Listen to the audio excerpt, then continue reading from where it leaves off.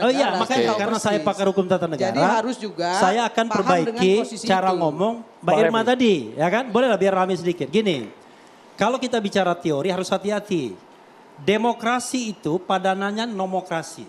Demokrasi itu kedaulatan rakyat, nomokrasi itu rule of law, negara hukum. Jadi itu adalah two side in one coin.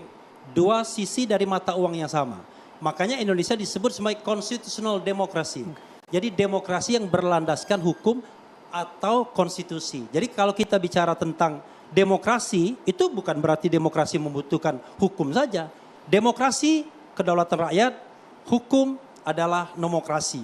Jadi kalau konsep-konsep seperti itu saya kira kita sudah selesai dengan itu. Yang jadi masalah adalah kan konsep aplikasinya. Ketika kita bicara tentang oposisi, di antara kita saja beda-beda loh cara berpikirnya. Oposisi itu apa?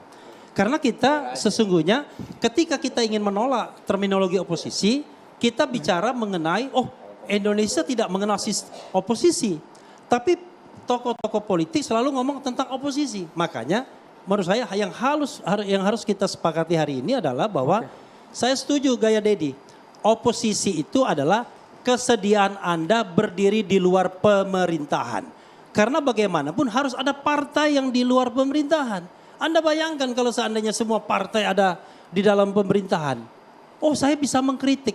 Itu kalau Anda berpikir bahwa yang namanya parlemen member itu individual basis. Anda boleh ngomong apa saja A, B, C. Tapi begitu partai politik mengatakan A, semuanya A. Even Dedi sekalipun. Hari ini dia mengatakan oposisi yes, oke? Tapi begitu nanti partai politik mengatakan no. Kita tidak di luar pemerintahan, kita masuk.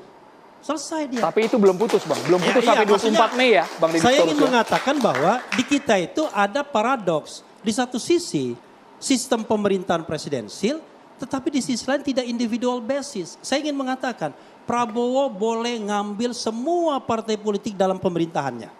Tapi jangan berasumsi bahwa dia membeli semua partai politik.